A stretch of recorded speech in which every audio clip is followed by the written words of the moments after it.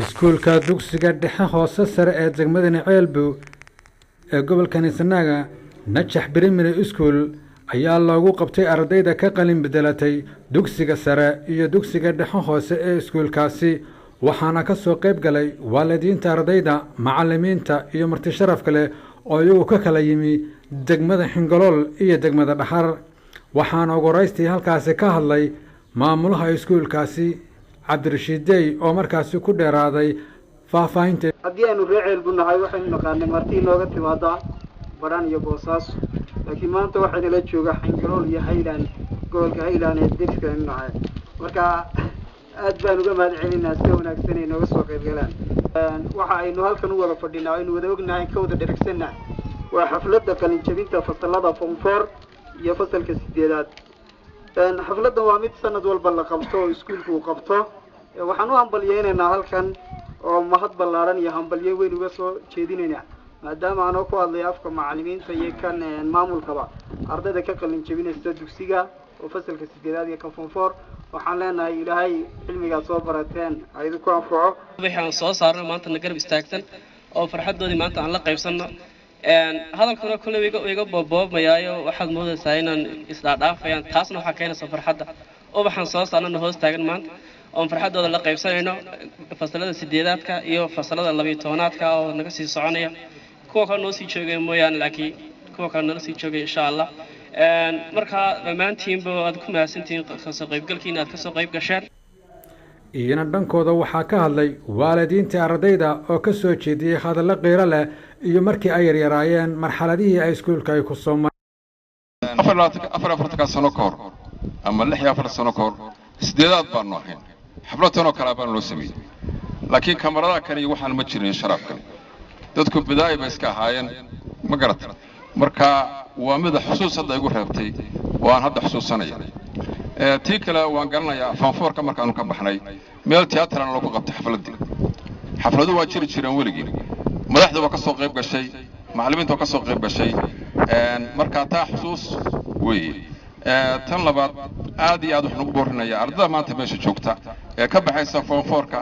hurda tacliin jaamacad baad galaysaa specialized baad galaysaa takhasus baad galaysaa wixii weyn ka baxayaan kale lecture baa idin jeedinaya qofba wuxuu qaadanaya wax gooniya mid engineer buu noqonayaa mid dhakhtar buu noqonayaa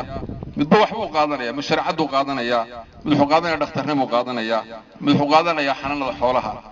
marka waxaad galaysaa takhasus waxaan laga qabtay waad aragtaan meesha uu marayo wax badanna waa ka dhiman yihiin waxaanu jecelnahay wixii ka dhiman insha Allah in gacanta la saaro mar dambe oo loo noqdo oo dhismaha weey xagga dhismaha xagga waxbarashada ma sha Allah ma liitaan oo meel fiican bay ku jiraan sida loo ogsoon yahay sanadkii ka horeeyay kaalin fiican baanu galnay hadii aan reer Najax sharaftii ka soo qayb gashay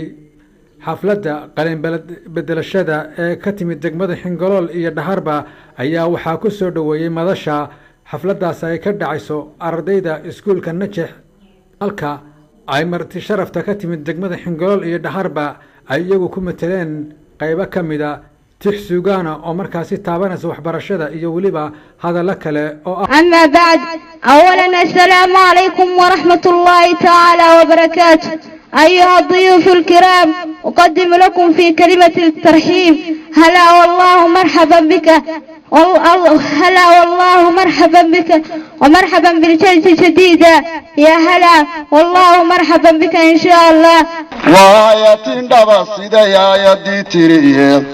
وأولو الكنارد وحاد كغات كاتاي وحيو إلهي نفري أمر عدوياني intaad yartahay baa iskuul la ogolaaday ilaa waflaxo baan fariidin yooranayne markaad aad u weynaatid baa la istareexaye asagaashaxaad baad wax badan kaga ufuutaye afar baan qadiyo maan cashayn waa ibtila weyne maanta ka qalin jabinaya meesha waanu hambalyeynaya waanu ku soo dhaweynaya hambalyo ayaan idin leeyahay waxaan leeyahay cilmiga si hormariya Allah subhanahu wa ta'ala waa tuu quraankiisa ku lahaa هل يستوي الذين يعلمون والذين لا يعلمون ugu dambeyntiina ardaydii muddada dheer wax ka soo baranaysay iskuulka dugsiga dhexe hoose ee najax ee magaalada Ceelbo ayaa macallimiinta guddoonsiisay jaa-isooyin ay ugu talagaleen markaasi macallimiintii muddada dheer wax soo baraysay